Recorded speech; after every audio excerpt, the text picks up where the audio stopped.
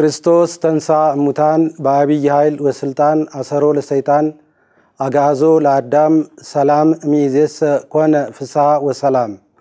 የተወደዳችሁና የተከበራችሁ ተመልካቾቻችን እንኳን ለጌታችን ለመድኃኒታችን ለኢየሱስ ክርስቶስ የትንሳኤ በዓል በሰላም አደረሳችሁ እያልን ይህንን ታላቅ በዓል ምክንያት በማድረግ የተለያዩ እንግዶችን ሊቃውንተ ቤተክርስቲያንን ጋብዘናል። እነዚህ ሊቃውንተ ቤተክርስቲያን የቅኔ ሊቃውንት የቅኔ መምህራን ወይም ደግሞ የቅኔ ፈላስፎች ናቸው።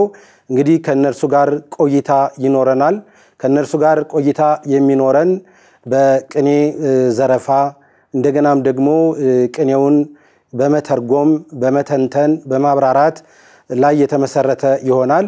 በሁለቱም መምህራን የሚቀርቡልን ቅኔያት በዓሉን የተመለከተ ትንሳኤን የሚያበስር በዓል ይሆናል ማለት ነው። እንግዲህ እስከ ዝግጅታችን ፍጻሜ ድረስ አብራችሁን እንድትቆዩ በአክብሮት እንጋብዛለን።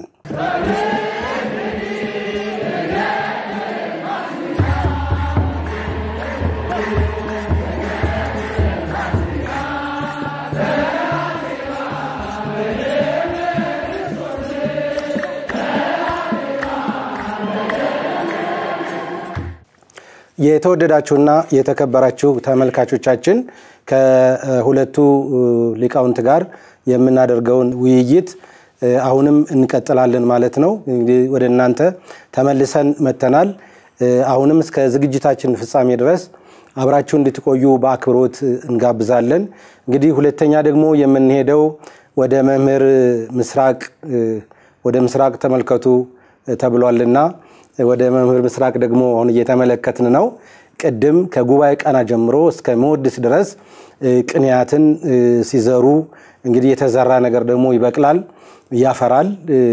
ያንን ፍሬ የምንመገብበት ስለሆነ እስኪ ቀደም ያሰሙንን ቅኔያት ትርጉማቸውን ደግሞ እንደዚሁ ይንገሩን። እሺ ያው እንግዲህ ጠቅለል ባለ መልኩ ያው ከጉባኤ ቃና እስከ መወድሱ የተዘረፉ ቅኔያት እለቱን በተመለከተ ያው ቅኔ ማለት እንደ እንግዳ ደራሽ እንደ ውሃ ፈሳሽ አዲስ ምስጢር ነው።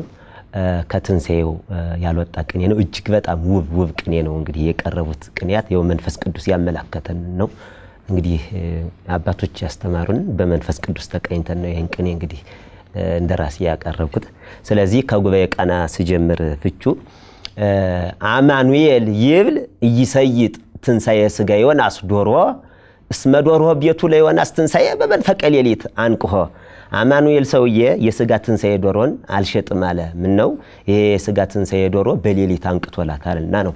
እንግዲህ አንዳንድ ገበሬ እንግዲህ ቅኔ ሲሆን ሰማለው ለወርቃለው ቅኔ በሶስት መንገድ ይከፈላል። አንደኛው ህብር ሲሆን፣ ሁለተኛው ደግሞ ውስጠዘ ይባላል፣ ሶስተኛው ደግሞ ተራ ምሳሌ ይባላል። እና ስለዚህ በከህብሩም ከውስጠዘውም ከተራ ምሳሌውም አስተባበሬ ነው ቅኔውን የዘረፍኩትኝ። እና አማኑኤል ሰውዬ የስጋ ትንሳኤ ዶሮን አልሸጥም አለ። ምን ነው የስጋ ትንሳኤ ዶሮ በሌሊት አንቅቶታልና። ለሰሙ አንዳንድ ገበሬ ዶሮው በሌሊት ሲጮህ ከእንቅልፉ ያነቀዋል። እንግዲህ የክርስቶስ ደግሞ በመንፈቀ ሌሊት እንግዲህ የክርስቶስ ትንሳኤው በመንፈቀ ሌሊት መሆኑን የሚገልጽ ቅኔ ነው። አጠር አድርጌ ስተረጉሙ ማለት ነው። ሁለተኛው ጉባኤ ቃና ወልደ ማርያም አጽንዓ ጎለጎታ ወልደ ማርያም አጽንዓ ጎልጎታ ወአንብቦታ አዝለፈ እስመ በውስቴታ ረቂቅ ምስጢረ ትንሳኤ ተጽፈ። ወልደ ማርያም ሰኔ ጎልጎታን አጠና ንባቧንም አዘወተረ።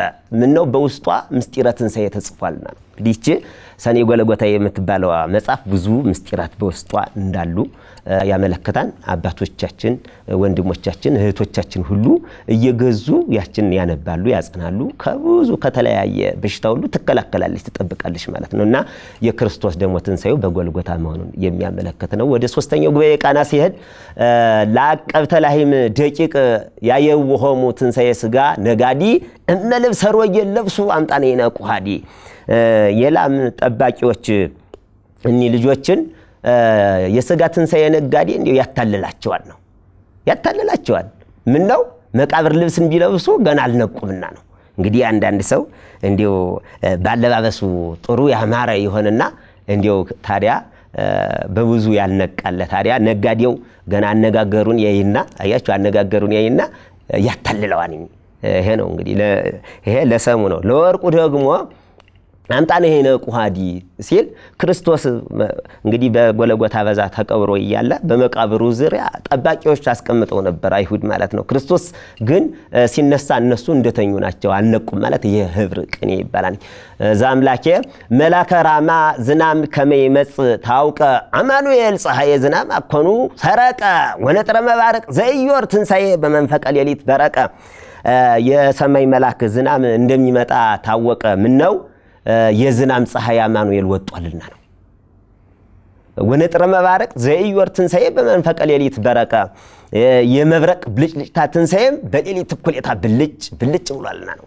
እና እንግዲህ ዝናም ከባድ ዝናብ እንደሚዘንብ የሚታወቀው የፀሐይ ዝናብ የሚባላል የፀሐይ ዝናብ እንግዲህ አባቶቻችን እንግዲህ በቅኔ ውስጥ ሜትሮሎጂም አለ ማለት ነው አሁን ዘመኑ አሻሽሎት እንዲው ሳይንቲስት ብለው ወደ ሳይንሱ እንትን ስንል ሜትሮሎጂ የዜና ትንበያ ብለው እንትን የሚሉት አባቶቻችን በዝናብ የዝናብ ፀሐይ ሲወጣ ዝናብ ከባድ ዝናብ እንደሚመጣ እንደሚጥል ያውቁታኒ ይሄ ለሰሙ ነው ለወርቁ ደግሞ ያው ፀሐይም ክርስቶስ ነው አማኑኤል ፀሐይ ዝናብ አኮኑ ሰረቀ ወነጥረ መባረቅ ዘይዮር ትንሳኤ በመንፈቀ ሌሊት በረቀ ያው አሁንም እንደ ቅድም እንደተናገርኩት ያው ትንሳኤው በሌሊት እኩሌታ በመንፈቀ ሌሊት መሆኑን የሚያመለክት ነው ወደሚበዙ ሰዓት ለእንተ ኩሎ የእህዝ መምህረ ደብረ ሳሌም ሮጌል መላከ ገነት አስተአጸዎ እስመ ዘይነሶ ማህተም ደብረ ቀራንዮ ሳልዎ መምህረ ደብረ ሳሌም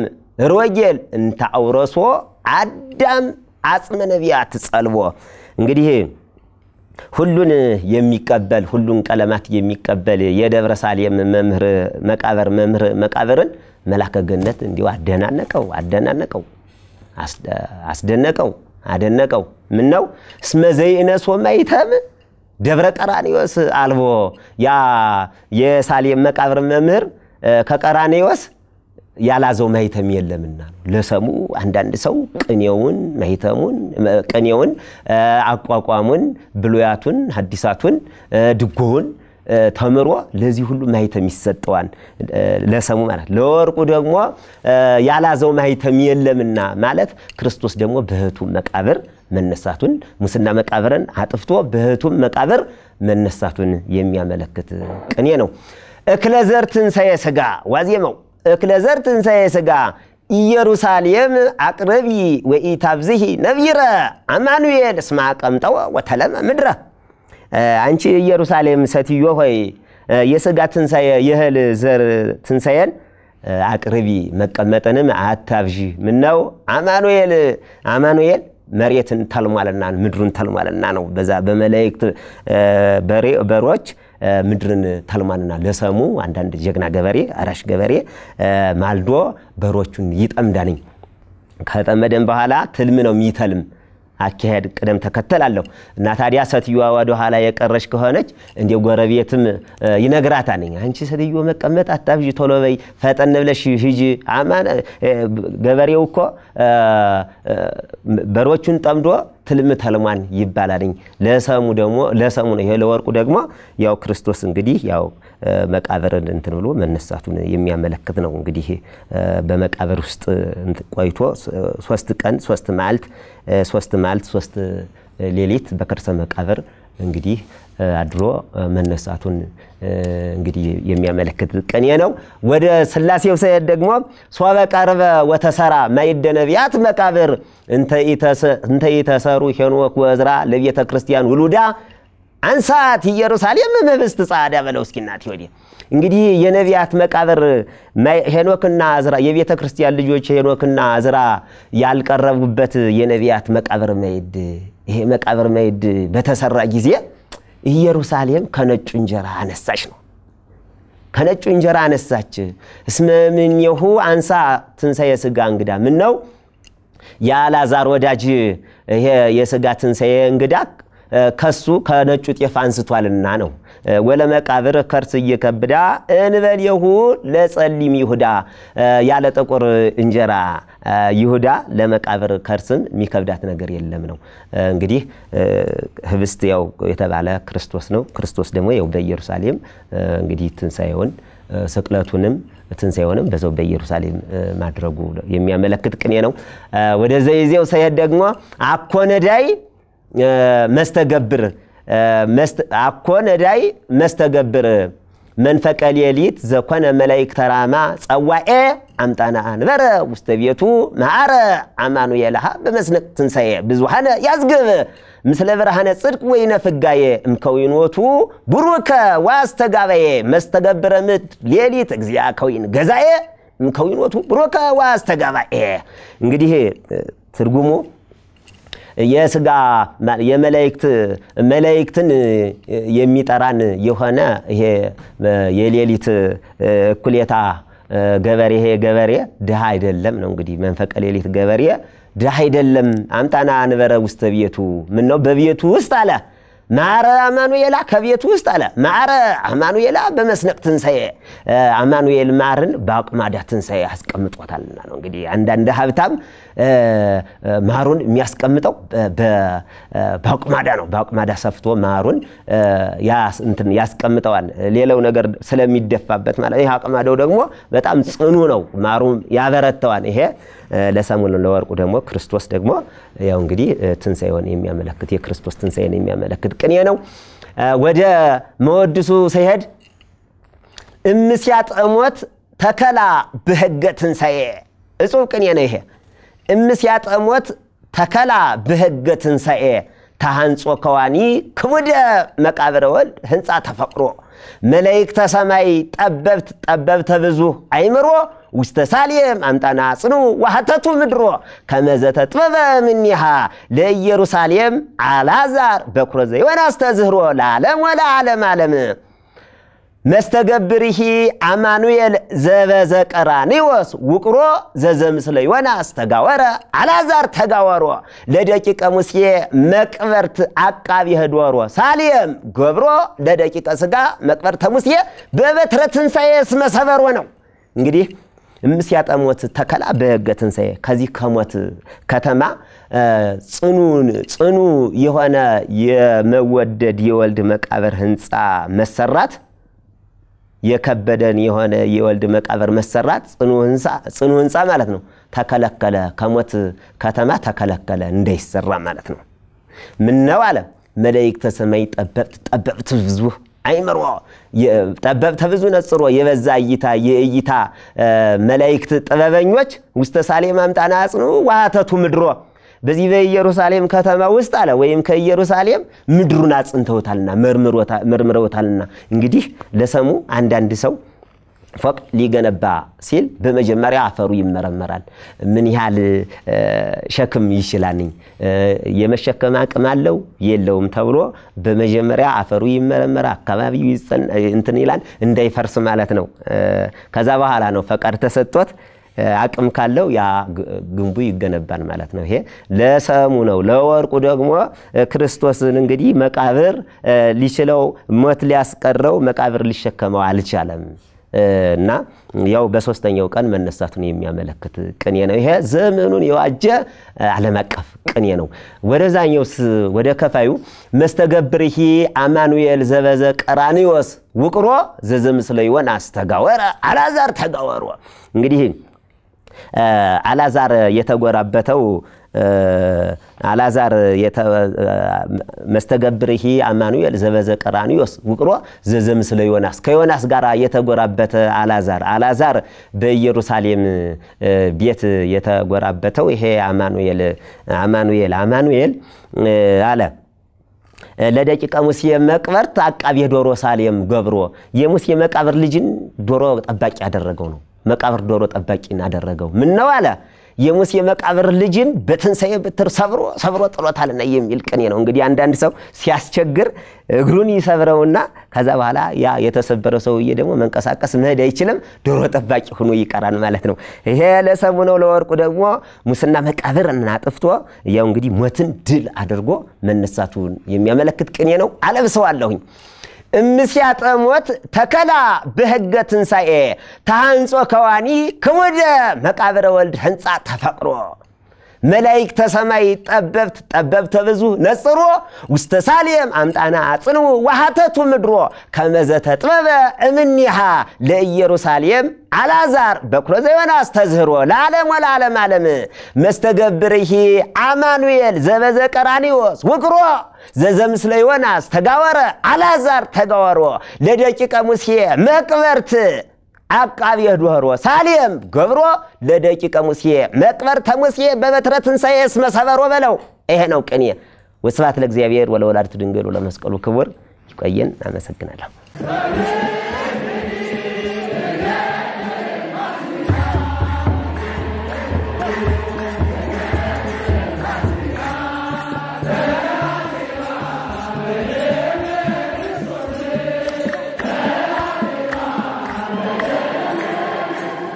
በጣም እናመሰግናለን መምህር ምስራቅ። በጣም እጅግ በጣም ልብን የሚያረካ ሁሉም ሊሰማው በሚችል አቀራረብ ነው ሁለታችሁም የቀረበውና እጅግ በጣም እናመሰግናለን።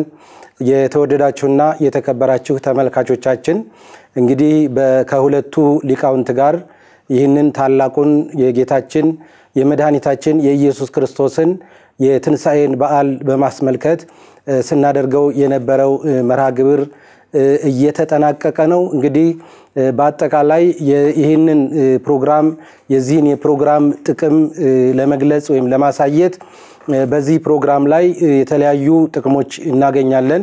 አንዱና የመጀመሪያው ሊቃውንቱ ግዕዙን ወይም ደግሞ በዜማ ልክ የተቀኙትን ቅኔያት ተርጉመው ከትምርቱ ወይም ከቅኔው ትምርት አስተላልፈዋል። ትምርት አግኝተንበታል።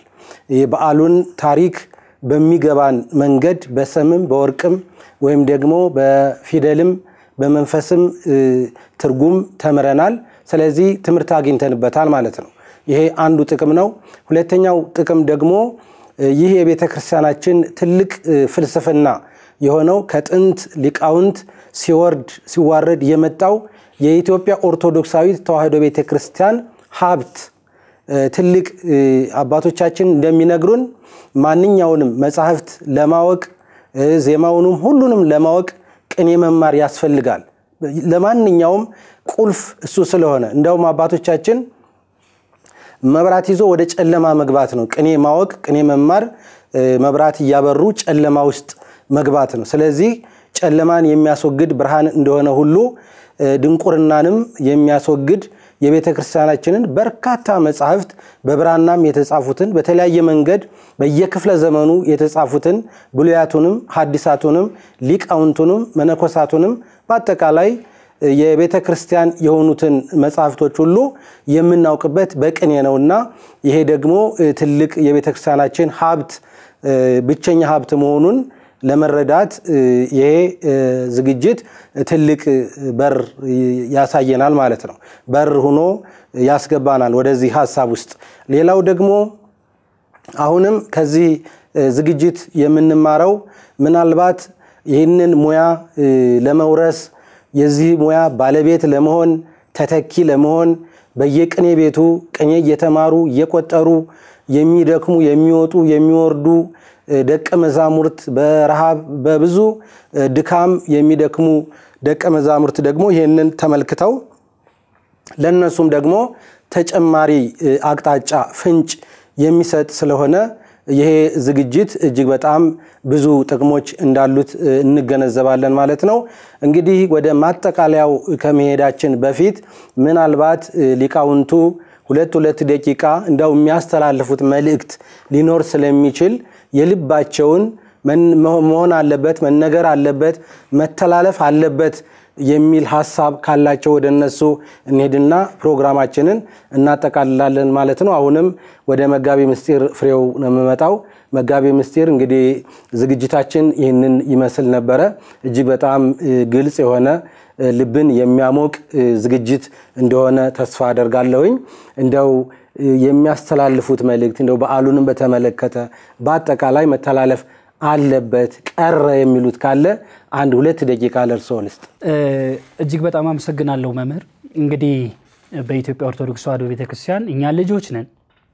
አባቶቻችን አሉ ቤተክርስቲያን ስንዱ መቤት ናት ባይረ ጥበብ ናት ለልጆቿ ምስጢርን ስትቀዳ ስታስተላልፍ የኖረች ናት ምንም እንኳን እንደውኛ በዘመናችን እንኳን በገጠሪቶ ኢትዮጵያ ጉባኤ ዙረን ተዛዙረን ቃል እግዚአብሔርን በመንማማርበት ቀኔን በመንማማርበት ጊዜ ከቤተክርስቲያን የምንማረው ቤተክርስቲያን የማያልቅ ምስጢር ነው ያላት ቅድመ ምህራችንም ሲሉት እንደነበረው በቅኔ እጅግ ብዙ ምስጢር አለ ረቂቅ ምስጢር አለ አባቶቻችን ስብከት ቃለ ወንጌል በቅኔ ይሰጣሉ የሀገራቸውን ሁኔታ በቅኔ ይገልጣሉ ምስጢራቸውንም ይደብቁበታልም ይገልጡበታልም በዚህ አባቶቻችን ከየዘረፉት በዜማ ቤትም የቅኔ ዜማም ስንቀጽል ዜማ ስናጠና ወደ ቅኔ ቤት ስንገባ የምንጸልይበት የሁሉም ሊቃውንት የዜማ መሰረት በተለይ በዚህ በቅኔ ዜማ መሰረት የሆነ አባቶቻችን የዘረፉት እጅግ ትልቅ ምስጢር የተከናወነበት ቅኔ አለ ክብሪቲ አባቶች ቅኔ ነው ተመነ የሞተ አምላክ ኖላዊ ሆሙ ይላል ተመነ የሞተ አምላክ ኖላዊ ሆሙ ለአዳም ወሔዋን አባገኢሁ ኩሎሙ ቆጽለ አሮ የገዳማ ትኩይ ስመበሎሙ ቀዲሙ ቆጽለ እንዘይሪዩ ባይኖሙ ይላል ይሄ እጅግ በጣም ትልቅ ምስጢር ያለበት የክርስቶስን ነገረ ክርስቶስን እጅግ ነገረ ስጋዌን የክርስቶስን ሰው የመሆን ስጋን የመልበስ ወደዚህ ዓለም የመጣበትን የሚያትት እጅግ ረቂቅ የሆነ ምስጢር ነው አባቶቻችን የዘረፉት አባቶቻችን የተቀኙት የአባቶች ቅኔ ነው ተመነ የሞተ አምላክ ኖላዊ ሆሙ ይገርማል ለአዳም ወሔዋን አባገኢሁ ኩሉም የአዳምና የሔዋን የሰው ልጅ በሙሉ ጠባቂ የሆነው አምላክ ጠባቂያችን አምላክ እግዚአብሔር ቅዱስ ዳዊት እንደተናገረው እግዚአብሔር እረኛዬ ነው የሚያሳጣኝ የለም በለመለመ መስክ ያሳድረኛል ያለውን እጅግ ረቂቅ ምስጢር በማምጣት የመጽሐፍ ቅዱስን ቃል በማምጣት አባቶቻችን በምስጢር በህብር በሰንሰለት አያይዘው ተመነ የሞተ አምላክ ኖላዊ ሆሙ የአዳምና የሔዋን እረኛ የሆነ ጠባቂ አምላክ እግዚአብሔር ሞትን ተመኘ ሞትን ፈለገ ሊሞት ወደደ አሉ ለአዳም ወሔዋን አባገኢሁ ኩሎሙ አሮ የገዳማት እኩይስ መበሎሙ ቀዲሙ በጎቹ የሆኑ አዳምና ሔዋንን ሁላቸው የሆኑ በጎቹ አዳምና ሔዋንን አሮ የገዳማት እኩይስ መበሎሙ ቀዲሙ ቆጽለ እንዘይሪዩ ባይኖሙ ቅጠልን ፍለጋ ቅጠል ይያሉ በሚፈልጉበት ቅጠልን ፍለጋ በነበሩበት በዚያ ወቅት ቅጠልን በመብላት ላይ ሳሉ አሮ የገዳማት እኩይ ቀበሮ የገዳማውሬ የጫካውሬ ቀበሮ በልቷቸዋልና ለበጎቹ በቀበሮ ስለተበሉበት ቅጠልን ፍለጋ ቅጠል ሲበሉ ሳር ፍለጋ በነበሩ አዳምና ሔዋን የነበሩትን አዳምና ሔዋን አውሬ ስለበላቸው ቀበሮ ስለበላቸው በጎቹን አውሬ ስለበላበት ያ ጠባቂያቸው እረኛቸው አምላክ እግዚአብሔር ሞትን ተመኘ ይላል ቅኔው የሚገርም ነው ይሄ እጅግ ትልቅ ነገረ ክርስቶስ ነው ነገረ ድህነት ነው የክርስቶስን ሰው የመሆን ምስጢር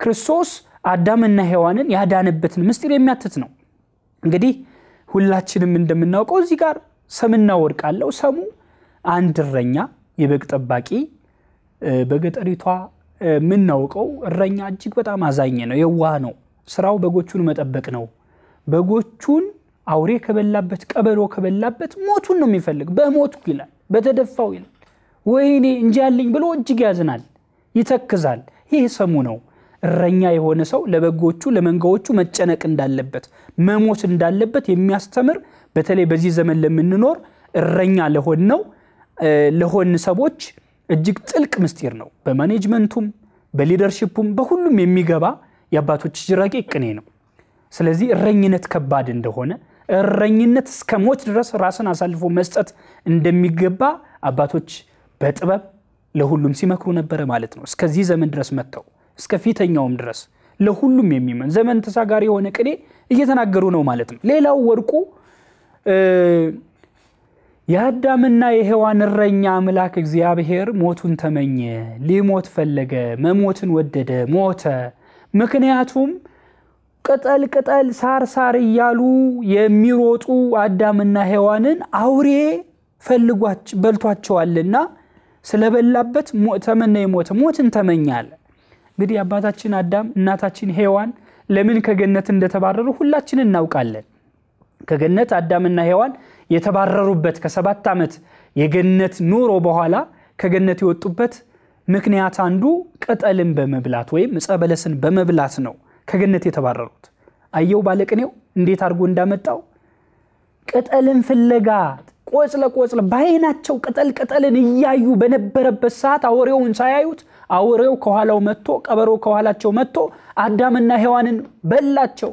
በዚህም ይህንንም የተመለከተው ይህንንም ያወቀው ይህንንም ያየው አምላክ እግዚአብሔር ሞቱን ተመኘ ብለው የክርስቶስን አዳምና ሔዋን ከገነት ዕፀ በለስን በልተው መባረራቸውን ሰይጣንም የበላቸው ሰይጣን ልጆቹ ያደረጋቸው አዳም ገብሩ ለዲያብሎስ ሔዋን አመቱ ለዲያብሎስ የሚለውን ስያሜ ወይም ደግሞ ጥንታ የልጅነትን የተነጠቁበት ቅጠል ዕፀ በለስን በመብላታቸው ምክንያት ከእግዚአብሔር በመለየታቸው ምክንያት ቅጠል መብላታቸውን ዕፀ በለስ መብላታቸውን ከእግዚአብሔር መጣላታቸውን የእግዚአብሔርን ልጅነት ማጣታቸውን የዲያብሎስ አገልጋዮች መሆናቸውን ለዚህም በዚህም የተነሳ አምላክ እግዚአብሔር ለበጎቹ ተጨንቆ ስለበጎቹ አስቦ 99ኞቹን በጎች ነገደ መላእክት ትቶ አንዱን በግ አዳምን ፍለጋ ወደዚህ ዓለም መጥቶ ከማህፀን ከከርሰ ማርያም በጠባብ ደረት በአጭር ቁመት መወለዱን እንዲሁም ደግሞ በመስቀል ላይ መሰቀሉን መቸንከሩን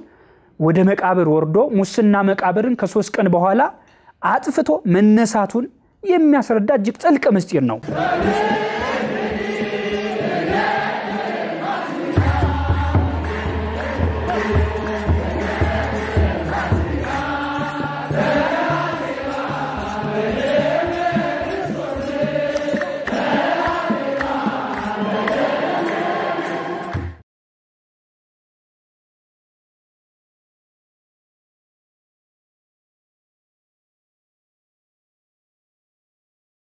የሚያስተላልፈው መልእክት ቅኔ በጣም ጠቃሚ እንደሆነ አይምሮን የሚያንጽ መሆኑን ሁሉም ተገንዝቦ ለቅኔ ትኩረት ተሰጥቶት ሁሉም ቢማር የሚል ነው በተደጋጋሚ መልእክት ማቀርበው። እንግዲህ ቅኔ በ10 መራያን የተመሰረተ እንደገና ደግሞ በስም በተውላጠ ስም በግስ በመስተዋድድ በቃል አጋኖ በእነዚህ ተመስርቶ ቅኔ ሆኖ አካል ገዝቶ የሚቀርብ ነው። አብየትታ ይቀርብበታል። ያለባበስ ስርዓት አለው ያስተምራል።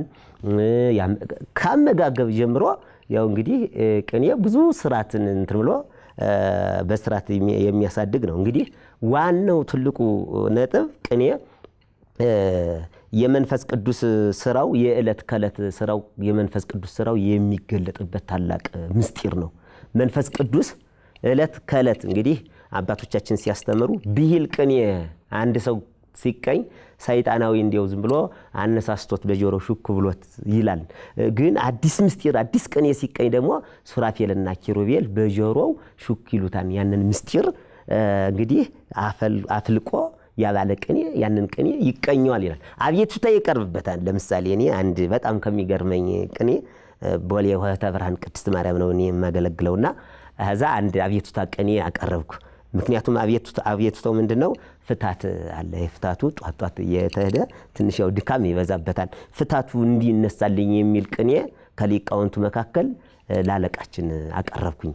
ቅኔውም ተቀባይነት አግኝቶ ተግባራዊ ሆኖልኛል። በዚህ በቅኔው ማለት ምን ያህል እንደሚጠቅም እና ድግስ ደግሰው እሳቸው ሊቃውንቱን ማሩን በርዘው በቃ የሚበላውን የሚጠጣውን አቀርበው ሊቃውንቱን አሰባስበው ኑ ተመገቡ ብለው ጠሩን። በዛን ሰዓት ደግሞ ሊቃውንቱ ባለበት ያው ብቻቸውን እጀባና ገር ትንሽ እንትንም እንዳይል በቃ በሊቃውንቱ መካከል ያው ይሄንን አብየቱታ አቀረብኩ። እንግዲህ ምን የሚል ነው የነበረ ቅኔው ሹማምንት ወይን ወህብስተመና ያሰባሰባቸው ሰሎሞን ከቤተ መርፋቅ ቤተ መንግስት እያደነቋት ሰማን ሆህተ ብርሃንን እናት ከሁሉም ያማረነውና ውበቷ ልማት ስለበገቧት ሰባከያን ከአውደ ምሕረት ሀገር ስብከተ ወንጌልን ወተት ለዓለም ወላለም ዓለም ሰሎሞን ይሄ ጠበቃዬ በፍትሐ ብሔር ማህሌት ተሟገትልኝ ከልቡና በቅርመ ካህናት ወዲያቆናት አግብቻት ስኖር ጉባኤ ቃናን ሚስት መጨኔ ዋጋፋሪ እያሉኝ ነውና ፍታት የሚል ነው። በጣም ልዩ ቅኔ ነው። እና አንዳንድ ሰው ሚስቱ እንደው እንትን ካለች እንደው ፍታት ይላል። ይሄ የምቀኛ ወሬ ነው። ፍታት ማለት ደግሞ ሁሌ ጧት እንግዲህ ቀኑን ሁሉ ፍታት አለ አይደል? ያቺ ትነሳለኝ የሚል ነበር ተግባራዊ ሆናልና ብዙ ነገር ነው። የቅኔው ምስጢር በጣም ረቂቅ ነው። ስለዚህ ሁሉም ቅኔ ለቅኔ በቃ ቦታ ሰጥቶት ቢማር መምህራን በየቦታው አሉ ቀረብ ብለው እንዴው በውጭም ያሉ እንኳን ትንሽ ባህር የሚገድባቸው እህቶች ወንድሞቻችን ቢኖሩ እንኳን መቼም በስልክም እየተባለ እንትን ይላል። ግን አሁን አብዛኛው ደግሞ ምንድነው ይባላል የኔታ ዩቲዩብ ነው የሆነ አሁን እኮ የኔታዎች በየአድባራቱ አሉ ግን እነሱን የሚጠይቀለም። ስለዚህ ቀረብ ብሎ እንዴው እህቶቻችንም ወንድሞቻችንን ቅኔ ቢማሩ ስለኔ እንግዲህ መልእክት አስተላልፋለሁ። በአንድ ወቅት ብፁዕ ቅዱስ አባታችን አቡነ ማትያስ ከኛ ከወል የሆተ ብርሃን መጣው ከክቡር ስራ አስኪያጅ በዘመኑ የነበሩት ጎይቶም ነበሩና አንድ ቅኔ ያቀረብኩ ለእንተ ህማማ ፈድፈደ ወሃየለ ጉባኤ ሊቃውንትም መፍትሄ ስራያ ማትያስ ዋቃቢ ረሳ ጎይቶም የሚል ቅኔ ስቀኝ በል በቃ ከዛሬ ጀምሮ እንዴው አንተን በጣም ነው ባርኪ ያለው እግዚአብሔር ይጠብቅህ ካሉኝ በኋላ አባታዊ ብራኬ ካሳረፉብኝ በኋላ ልክ እንዳንተ ያሉ ልጆች ግን አስተምር ብለው ይችን አባታዊ ብራኬ በኔ ላይ አባታዊ መመሪያ አሳድረውብኝ ነበር። ግን ሚማር የለም እንዴው ያባለ ቅኔ ብሎ ሰው ጥሩ ትምህርት ሲማር ኃይለኛ ትምህርት ሰው ካወቀ የኃይለኛ ብሎ ነው የሚያልፍና ይሄ መሸወድ ነው። ብዙ ሊቃውንት በየቦታው አሉ። እንዴው በቃ ከሊቃውንት ተጋያልን ሁሉንም ብንጠይቅ እኛም ተማሪዎች ነን። ገና ያላወቀው ብዙ ዕውቀት አለ። አሁን ለምሳሌ አንድ ቅኔ አለ ኢወር ቲወር ህስተቤተ ሲባ ወኢወርኩ ኢወር ወልደ ኤሊ አኮኑ ማሴሪየት ወለ ማሴሪየት ተንባሊ ጳውሎስ ወቴቆ ጳውሊ አኮኑ መስተናገር ለተርቪኖስ ቃል ወለ ተርቪኖስ መቅለሊ ለባላቅሄ አድራማሊየት ወለ ሶርሶር ካሊ ሶፎር ከመይሊ ወሞአባዊ ለሞአብ ወልደ ዛኮብ የርዜሊ አሞሪዮ ለብእሲ አሞሪዮ ዘይዜሊ ሚል ነው። ግን አሁን ይሄን ቅኔ ጠጋ ብሎ የንታ ይፍቱልኝ መምህር ወንድሜ የሚለኝ ሰው ነው ማስቀጽለው ማለት ነው። እነን ሁሉ ዕውቀት ይያለ ታዲያ የሚጠይቀን የለም።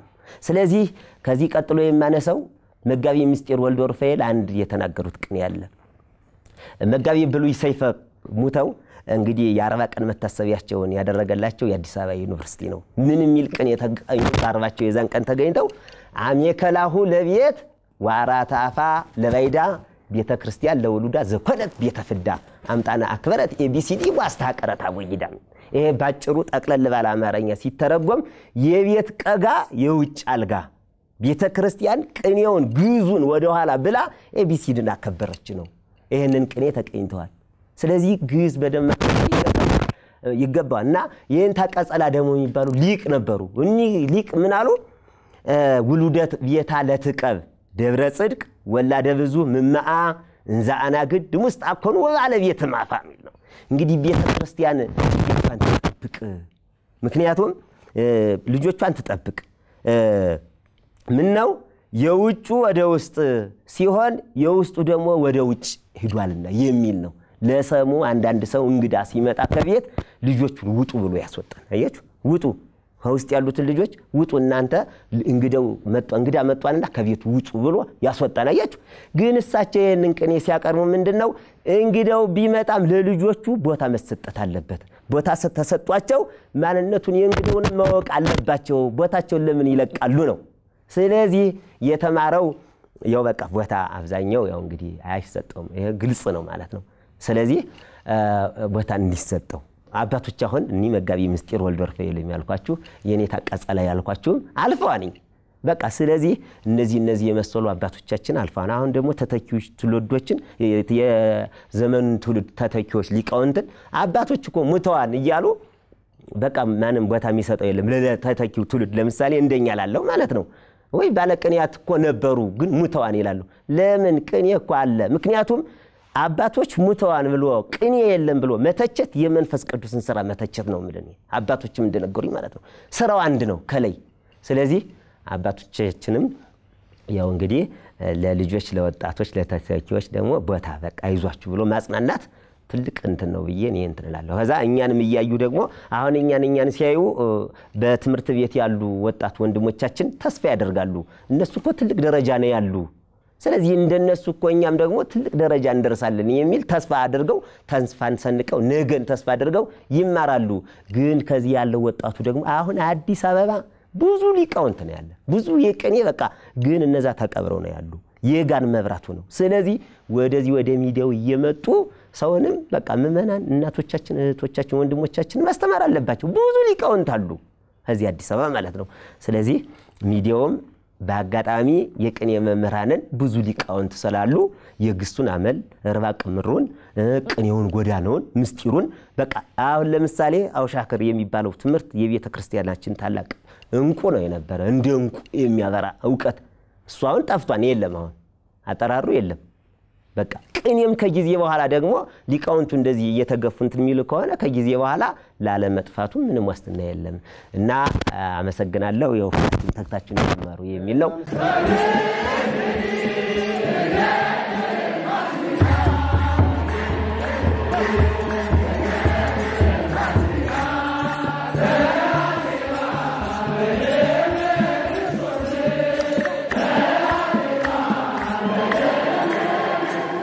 እናመሰግናለን የኔታ ምስራቅ መምህር ምስራቅ በጣም ሰፊ የሆነ ሐሳብ ነው የሰጡን እንግዲህ ከርሶ እንደተረዳነው እንደተማርነው በተለይ የቅኔ ትምህርት በዚህ በዘመኑ ቋንቋ እንደሚባል ነገር አለ ያበላል የሚባል አንዳንድ ስራ የሙያ መስክ ያበላል ይላሉ ሰዎች እና እንደ ማመልከቻም ሆኖ ሐሳብን ለመግለጽ ጉልበት ያለው እንደ ፍርድ ቤት ውሳኔ አስገዳጅ የሆነ የማስፈጸም አቅም ያለው እንደሆነ ነው አሁን የተመለከተነው የሥራ መደራረብ በስቶበት ሙሉ ቀን ፍትሃት አለ ሰው ይሞታል እና በየጊዜው ለመገኘት ለማስተማር ካቀም በላይ ሲሆን ይህንን ችግር ይህንን ጫና ያስቀለሉበት በቅኔ መንገድ መሆኑንና ቅኔ መብትንም ያስከብራል የሚለውን ሐሳብ ልንወስድ እንችላለን ማለት ነው በአጠቃላይ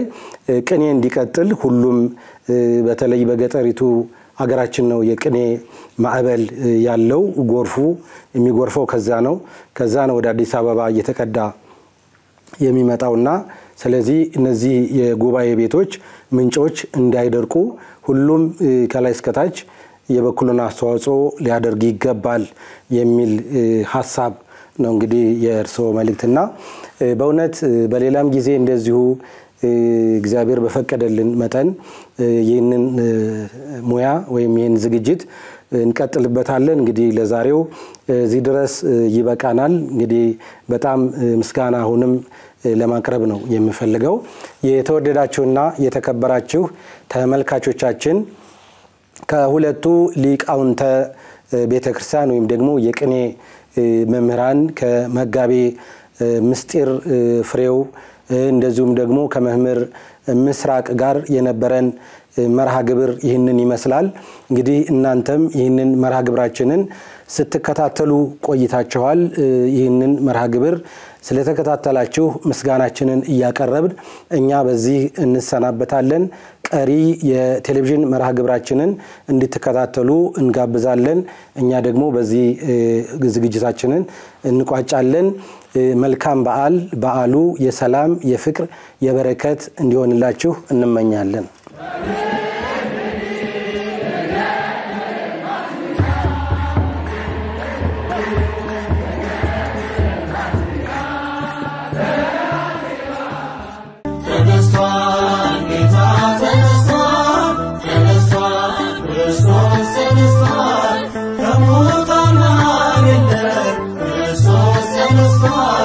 Come on.